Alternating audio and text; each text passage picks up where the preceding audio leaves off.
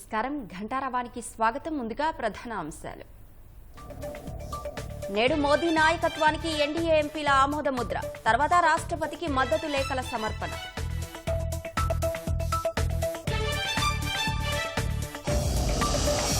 కేంద్ర మంత్రివర్గంలోకి తెలుగుదేశం 2 నుంచి 4 పదవులు దక్కొచ్చని అంచనా.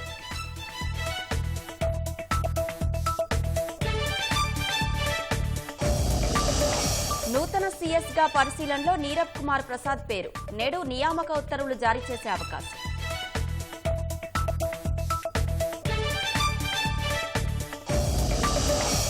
బొత్సకు డబ్బిచ్చినా బదిలీలు కాలేదంటూ ఉపాధ్యాయులు గగ్గోలు. అధికారులతో కలిసి 50 కోట్లు వసూలు చేశారని ఆరోపణలు.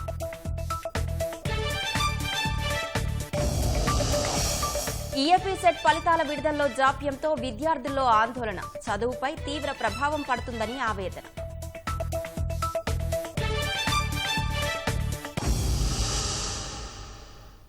కేంద్రంలో వరుసగా మూడోసారి అధికారాన్ని చేపట్టనున్న ఎన్డీఏ ప్రభుత్వ ఏర్పాటుకు అవసరమైన లాంఛనాలను చకచకా పూర్తి చేస్తోంది.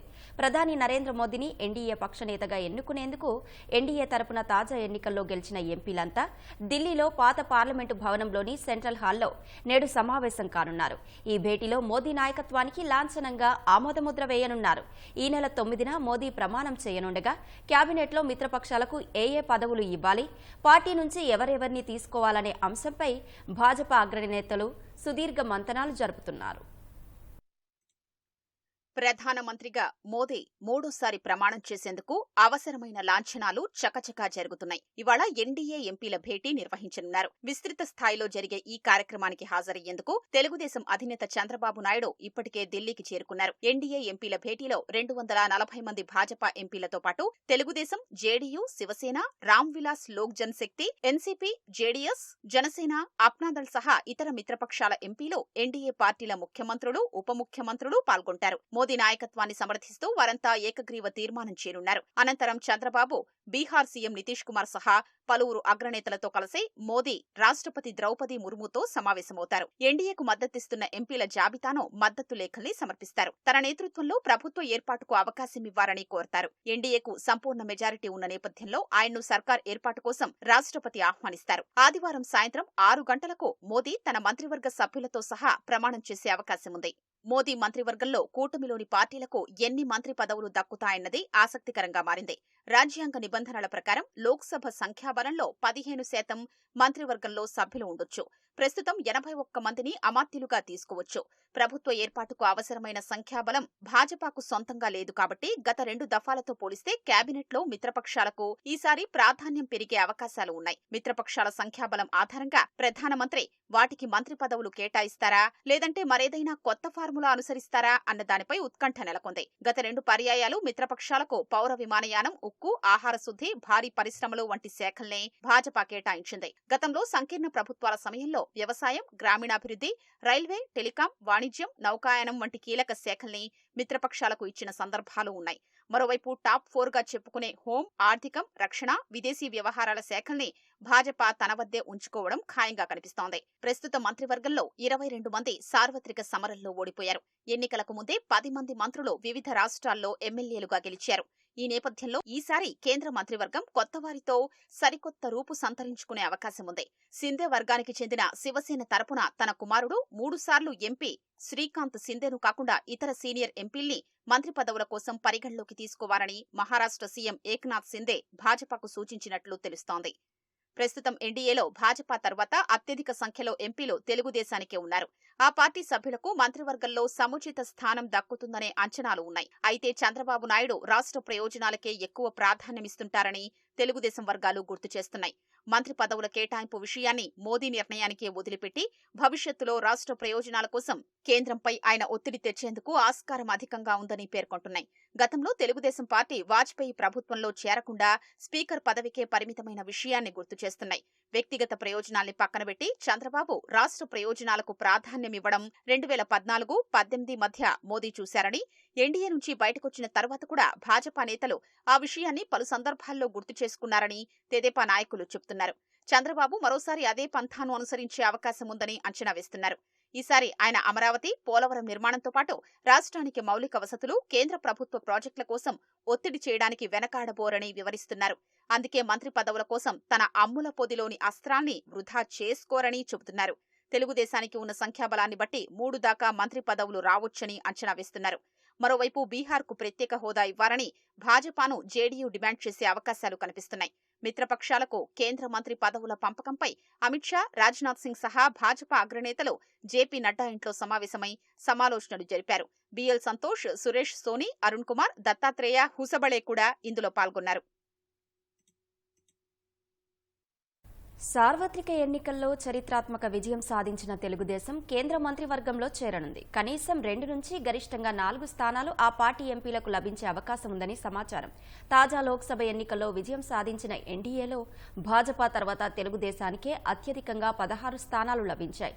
ఢిల్లీలో జరిగిన ఎన్డీఏ భేటీకి హాజరైన చంద్రబాబుని కేంద్ర మంత్రివర్గంలో తెలుగుదేశం కూడా భాగస్వామి కావాలని ప్రధాని మోదీ ఆహ్వానించగా అప్పటికప్పుడే అంగీకరించినట్లు సమాచారం. కేంద్ర కేబినెట్లో 2 మంత్రి పదవులు, మరో 2 సహాయ మంత్రి పదవులు లభించే వీలుందని తెలుగుదేశం పార్టీ వర్గాలు అంచనా వేస్తున్నాయి.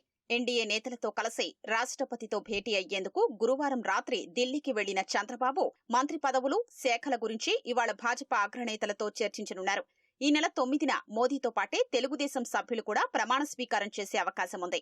తెలుగుదేశం నుంచి లోక్సభకు గెలుపొందిన వారిలో బలహీన వర్గాలకు చెందిన వారు అత్యధికంగా 6 ఉన్నారు. వీరిలో వరుసగా 3వ గెలుపొందిన శ్రీకాకుళం ఎంపీ రామ్మోహన్ నాయుడు పేరు మంత్రి పదవికి ప్రముఖంగా వినిపిస్తోంది.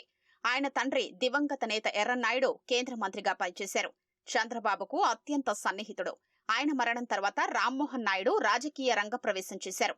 ఆయన బాబాయ్ అచ్చెన్నాయుడు, మామ బండారు సత్యనారాయణమూర్తి, బావ ఆదిరెడ్డి వాసు తాజా ఎన్నికల్లో శాసనసభకు ఎన్నికయ్యారు. హిందూపురం నుంచి 2వ గెలిచిన పార్థసారథి సీనియర్ అయినప్పటికీ రామ్మోహన్ నాయుడు వైపు మొగ్గు కనిపిస్తోంది.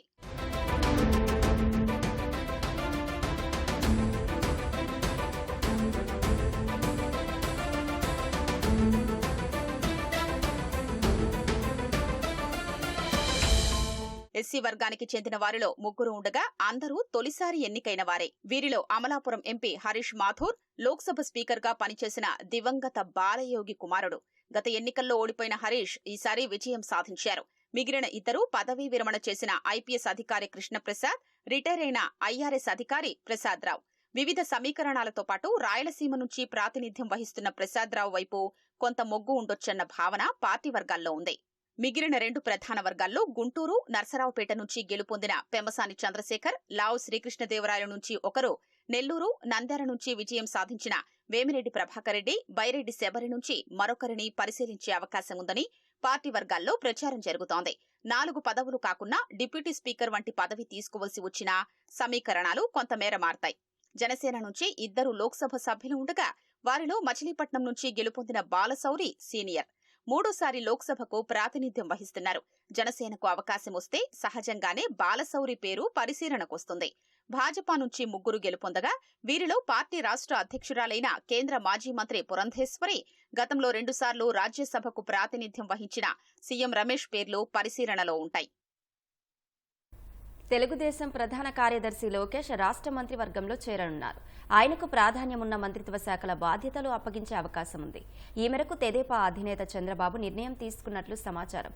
సుదీర్ఘ పాదయాత్ర చేసి ఎన్డీఏ విజయంలో కీలక భూమిక పోషించిన లోకేష్ ఒక సందర్భంలో ఎన్నికల్లో గెలిచాక మంత్రివర్గంలో చేరడం కన్నా పార్టీ పరంగా బాధ్యతలు తీసుకుంటానని ప్రకటించారు.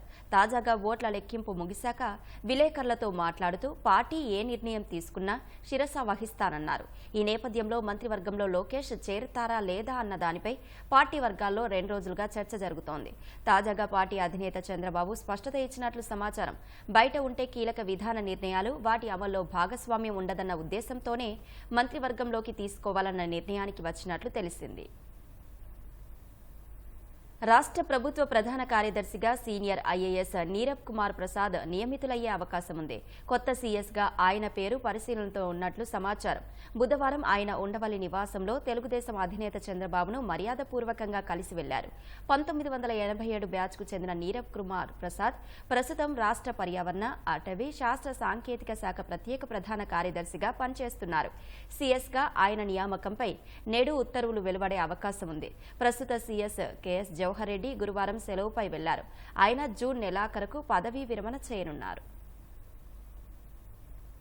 మంత్రి బొత్స సత్యనారాయణకు డబ్బులిచ్చినా బదిలీలు కాలేదంటూ ఉపాధ్యాయులు లబోదిబోమంటున్నారు. సిఫార్సు బదిలీలను నిలిపివేస్తూ పాఠశాల విద్యాశాఖ ఆదేశాలు ఇవ్వడంతో ఉపాధ్యాయులు దిక్కుతోచని స్థితిలో పడ్డారు. దీనిపై లోతుగా విచారణ జరిపితే మరిన్ని అక్రమాలు వెలుగు చూసే అవకాశం ఉంది. ఎన్నికల ముందు కోట్ల రూపాయలు దండుకుని మంత్రి బొత్స సత్యనారాయణ, కొందరు అధికారులు చేసిన ప్రభుత్వ ఉపాధ్యాయుల అక్రమ బదిలీలకు ప్రభుత్వం అడ్డుకట్ట వేసింది. వైకాపా ఎమ్మెల్యేలు, నాయకుల సిఫార్సులతో వచ్చిన ఉపాధ్యాయుల నుంచి భారీగా డబ్బులు దండుకుని మంత్రి, ఆయన పేషీలో పనిచేసే పీఏ, పాఠశాల విద్యాశాఖ కమిషనరేట్, సచివాలయంలో పనిచేసే కొందరు అధికారులు కలిసి ఎన్నికల ముందు హడావిడిగా బదిలీలు చేశారు. వీటిపై అప్పట్లో అనేక ఆరోపణలు వచ్చాయి. బదిలీల ప్రక్రియ నిర్వహించేందుకు పాఠశాల విద్యాశాఖలోని కీలక అధికారి సహకారం అందించారు. విద్యా సంవత్సరం మధ్యలో బదిలీలు చేయడంతో ఆ సంవత్సరం ముగింపు రోజున పాత పాఠశాలలో రిలీవ్ అయ్యి కొత్త బడుల్లో చేరాలని మొదట ఆదేశాలిచ్చారు. ఈలోపు ఎన్నికల కోడ్ రావడంతో కోడ్ ముగిసిన తర్వాత కొత్త పాఠశాలల్లో చేరాలని పాఠశాల విద్యాశాఖ ఆదేశాలు ఇచ్చింది. ఎన్నికల కోడ్ గురువారంతో ముగియడంతో ఉపాధ్యాయులు కొత్త బడుల్లో చేరే అంశం వెలుగులోకొచ్చింది. ఈ బదిలీలో భారీగా అక్రమాలు జరిగాయనే ఆరోపణలు ఉన్నందున వీటిని తాత్కాలికంగా నిలిపేస్తూ ప్రభుత్వం ఆదేశాలు ఇచ్చింది.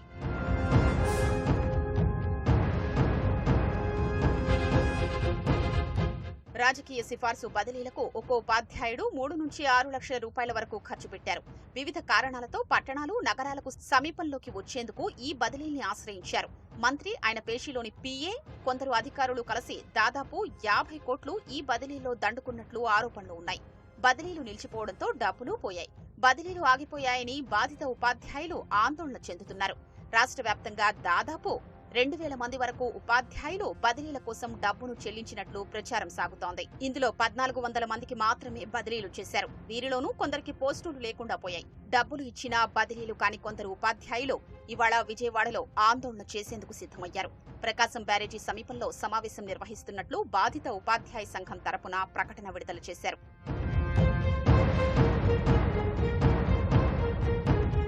బదిలీలకు ప్రతిసారి కొత్త విధానాన్ని తీసుకురావడం మంత్రి, ఆయన పేషీకి తెలిసినట్లు మరెవ్వరికీ తెలియకపోవచ్చు. ఒక్కోసారి ఒక్కో విధానమంటూ భారీగా డబ్బు గుంజేశారు. సాధారణ బదిలీలు గతేడాది జూన్తో ముగిశాయి. జూలైలో అనధికారికంగా కొన్ని సిఫార్సు బదిలీలు చేశారు. వీటికి భారీగా డబ్బులు వసూలు చేసినట్లు ఆరోపణలు ఉన్నాయి. అయినా దాహం తీరని ప్రజాప్రతినిధి మరో విధానాన్ని తెరపైకి తెచ్చారు. ఈసారి ఉపాధ్యాయునులకే బదిలీలంటూ సిఫార్సులకు అనుమతించారు. ఈ సమయంలోనూ మరోసారి డబ్బులు నొక్కేశారు. ఈ సమయంలో 600 వరకు బదిలీలు చేశారు. మంత్రి, ఆయన పీఏ, కొందరు అధికారులు, వైకాపా నేతలు ఈ బదిలీలతో భారీగా లబ్ధి పొందగా డబ్బులిచ్చిన ఉపాధ్యాయులు బాధితులుగా మిగిలారు. డబ్బులు పోయాయి, బదిలీలు కాలేదని ఆవేదన చెందుతున్నారు. డబ్బులు వెనక్కిప్పించాలని కోరుతున్నారు. ఇంజనీరింగ్, వ్యవసాయ, ఫార్మసీ కోర్సుల్లో ప్రవేశాలకు నిర్వహించిన ఈఏపీ సెట్ ఫలితాల విడుదలలో ఉన్నత విద్యామండలి తీవ్ర జాప్యం చేస్తోంది. దాదాపు 3 లక్షల మంది విద్యార్థులకు నిరీక్షణ తప్పడం లేదు. మరింత జాప్యం చేస్తే చదువుపై తీవ్ర ప్రభావం పడుతుందని విద్యార్థులు, అధ్యాపకులు ఆందోళన చెందుతున్నారు. ఎన్నికల్లో వైకాపా ఓడిపోవడంతో ఉన్నత విద్యామండలి చైర్మన్ పదవికి హేమచంద్రారెడ్డి రాజీనామాకు యత్నించినా కుదరకపోవడంతో మెడికల్ లీవ్లో వెళ్లారు. ఇన్ఛార్జ్ చైర్మన్ బాధ్యతల్ని వైస్ చైర్మన్ రామమోహన్ రావుకు అప్పగించారు. ఈ ఏపీ సెట్ ఫలితాల విడుదలలో కావాలనే జాప్యం చేస్తున్నట్లు ఆరోపణలు వ్యక్తమవుతున్నాయి. తెలంగాణలో ఇప్పటికే ఈ ఏపీ సెట్ ఫలితాలు విడుదల చేసి కౌన్సిలింగ్కు సిద్ధమవుతున్నారు. ఇక్కడ ప్రవేశ పరీక్ష పూర్తయి ప్రాథమిక కీపై అభ్యంతరాల స్వీకరణ కూడా పూర్తి చేశారు. కానీ ఫలితాల విడుదలలో మాత్రం తీవ్ర జాప్యం చేస్తున్నారు. చైర్మన్ లేనందున ఫలితాల విడుదలపై ఇన్ఛార్జ్ చైర్మన్ ఎలాంటి నిర్ణయం తీసుకోవడం లేదు. సెమిస్టర్ లేట్ అయితే పాఠ్యాంశాలు హడావిడిగా నేర్చుకోవలసి వస్తుందని విద్యార్థులు ఆందోళన చెందుతున్నారు. ఏపీ వెబ్సైట్ తప్పించి మిగిలినవన్నీ రిజల్ట్స్ వచ్చినాయి అండ్ కౌన్సిలింగ్ షెడ్యూల్స్ కూడా స్టార్ట్ అయినాయి. ఈవెన్ తెలంగాణలో కూడా రిజల్ట్ ఎప్పుడు ఎగ్జామ్ అయినా ఒక 1 వీక్లోనే రిజల్ట్ ఇచ్చేశారు అండ్ ఇమ్మీడియట్లీ కౌన్సిలింగ్ షెడ్యూల్ కూడా రిలీజ్ చేశారు. బట్ మన ఏపీ వెబ్సైట్కి వచ్చేపాటికి మాత్రం చాలా లేట్ చేశారు. అసలు ఇంత లేట్ చేస్తే సెమిస్టర్ స్టార్ట్ అయినప్పుడు కొంతమంది స్టూడెంట్స్ క్యాచ్ చేయగలుగుతారు, చేయలేకపోతారు. సో అందుకే నోటిఫికేషన్ త్వరగా రిలీజ్ చేసి రిజల్ట్స్ రిలీజ్ చేస్తే బాగుంటుంది. కౌన్సిలింగ్కి ఆ డేట్స్ అదంతా వదలటం, ఇంకా ర్యాంకులు అవంతా ప్రొడ్యూస్ చేయడం లేదు. ఇప్పుడు ఒకవేళ రిజల్ట్స్ కనుక ఇంకొక 20 to 15 డేస్లో వదిలితే phase 1కి phase 2కి మధ్యలో గ్యాప్ ఎక్కువ ఉండటం వల్ల దానివల్ల కౌన్సిలింగ్ లేట్ అయిపోతుంది. ఈలోపు వేరే ప్రైవేట్ యూనివర్సిటీస్, డీమ్డ్ యూనివర్సిటీస్ వాటిల్లో స్టార్ట్ అయిపోతున్నాయి కాలేజెస్ సెమిస్టర్ అయిపోవటం. అంటే ఇప్పుడు ఫర్ సపోజ్ నవంబర్ కల్లా ఒక కాలేజ్లో సెమిస్టర్ అయిపోతే కౌన్సిలింగే సెప్టెంబర్లో ఉంటుంది లాస్ట్ రౌండ్ వచ్చేటప్పటికెళ్ళి. దీనివల్ల సెమిస్టర్ లేట్ అవటం విద్యార్థికి లేట్ అయిపోతూ ఉంటుంది కదా. ఏపీ ఈఏపీ సెట్ 2024 ఆన్లైన్ ప్రవేశ పరీక్ష ఇంజనీరింగ్ విభాగానికి 2,58,373 మంది, అగ్రికల్చర్, ఫార్మసీ విభాగాలకు 80,706 మంది పరీక్ష రాశారు. ఇంతమంది విద్యార్థులు ఫలితాల కోసం ఎదురు చూస్తున్నారు. ఫలితాలు ఆలస్యమయ్యే కొద్దీ సిలబస్ పూర్తి చేయడం కూడా కష్టంగా మారుతుందని అధ్యాపకులు చెబుతున్నారు. ప్రాబ్లం ఏమవుతుందంటే మనకి ఫస్ట్ ఇయర్లో 2 సెమిస్టర్లు ఉంటాయండి. కానీ ఫస్ట్ సెమిస్టర్ యొక్క డ్యూరేషన్ తగ్గిపోతుంది. అప్పుడు మేము చెప్పే కంటెంట్ చాలా ఫాస్ట్గా చెప్పాల్సి వస్తుంది. దానికోసం అది కవర్ చేయడానికి ఇట్లాంటి బ్రిడ్జ్ కోర్సెస్ మేము స్టార్ట్ చేస్తూ ఉంటామండి. ఇది విఆర్ సిద్ధార్థ కాలేజీలో మాత్రమే ఉన్నది. ఇట్లా సమ్మర్ స్కూల్ సి ప్రోగ్రామ్ చెప్తున్నామండి. ఈ ప్రోగ్రాంలో దాదాపు 50 మంది స్టూడెంట్స్ ఇంటర్మీడియట్ పాస్ అయిన వాళ్ళు అందరూ చదువుతున్నారు. సిద్ధార్థ కాలేజీలో అట్లాగా కొంచెం తక్కువ మార్కులు వచ్చిన పిల్లలకి అడిషనల్ క్లాసెస్ చెప్తామండి, సాయంత్రం 5 నుంచి 6 వరకు. సో దట్ వాళ్ళు నార్మల్ క్లాసెస్కి ఈక్వల్ అవుతారండి. ఇంజనీరింగ్ ప్రవేశాలు ఆలస్యం అవటం వల్ల మన విద్యా వ్యవస్థ మీద, విద్యార్థుల మీద చాలా తీవ్రమైన ప్రభావం చూపిస్తోంది. ఈ సందర్భంగా నేను తెలియజేయాలనుకుంటున్నాను. ముఖ్యంగా సిలబస్ కవరేజ్ కూడా చాలా ఇబ్బంది పడుతున్నారు అధ్యాపకులు. ఎక్కువ సిలబస్ తక్కువ పీరియడ్ ఆఫ్ టైంలో కవర్ చేయటం వల్ల వాళ్ళ మీద తీవ్ర ఒత్తిడి పడుతోంది. ఈ 4 years ఆఫ్ టర్మ్ చాలా తక్కువ సమయంలో కవర్ చేయాల్సి వస్తుంది. ఇలా ప్రవేశాలు ఆలస్యం అవడం వల్ల వాళ్ళు వేరే మార్గాలు ఎంచుకొని అటు వెళ్ళిపోవడం జరుగుతుంది. గత 5 ఏళ్లు వైకాపా ప్రభుత్వానికి తొత్తులా వ్యవహరించిన ఆచార్య నాగార్జున విశ్వవిద్యాలయం ఉపకులపతి రాజశేఖర్ తన పదవికి రాజీనామా చేయాలని ఆచార్యులు డిమాండ్ చేశారు. వీసీకి వ్యతిరేకంగా విశ్వవిద్యాలయంలో నినాదాలు చేశారు. రాజశేఖర్ వీసీగా బాధ్యతలు చేపట్టిన నాటి నుంచి తమను తీవ్ర ఇబ్బందులకు గురిచేశారని అధ్యాపకులు సింహాచలం, రామచంద్రన్ ఆరోపించారు. రాజశేఖర్ పలు ఆర్థిక అవకతవకలకు పాల్పడ్డారని, ఆయనపై ప్రభుత్వం వెంటనే కమిటీ వేసి విచారణ చేపట్టాలని డిమాండ్ చేశారు.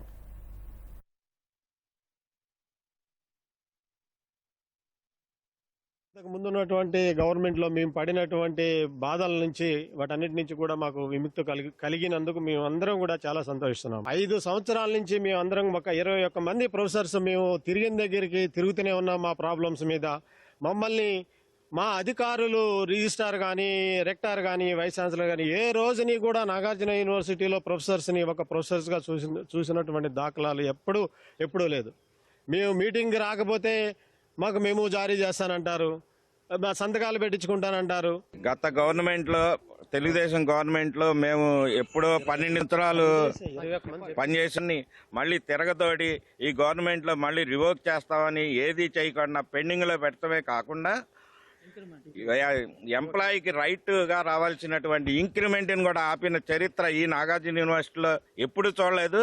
ఇక ముందు చూస్తామో చూడమే కానీ ఒక ఎంప్లాయీకి జరిగిన బెనిఫిట్ని వెనక్కి తీసే పరిస్థితిని మేము చాలా ఈ 4 సంవత్సరాలుగా ఎంతో మెంటల్ ఆగని తిరగని చోట్లేదు. అందరి దగ్గరికి తిరిగి ఇది పరిస్థితి అని చెప్పినా మేము ఈ రోజుకి సాల్వ్ చేసుకోలేని పరిస్థితి. నియోజకవర్గ ప్రజలకు మంచినీటిని అందించడమే తన ప్రధాన బాధ్యత అని విజయనగరం ఎమ్మెల్యే పూసపాటి అదితి విజయలక్ష్మి గజపతిరాజు అన్నారు. భారీ మెజారిటీతో గెలిపించిన ఓటర్లకు ధన్యవాదాలు తెలిపారు.